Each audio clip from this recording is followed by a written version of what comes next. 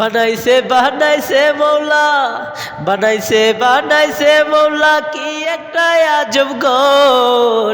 দরজা নাই জানলা নাই, সে ঘরের নাম দিছে অন্ধকার কবর। বানাইছে মৌলা, বানাইছে আজব ঘর। দরজা নাই জানলা নাই, সে ঘরের নাম দিছে অন্ধকার কবর রে, অন্ধকার কবর। সে ঘরে যাইতে ভিসা টিকেট কিছুই লাগে না, সে ঘরে যাইতে ভিসা টিকেট কিছুই লাগে না।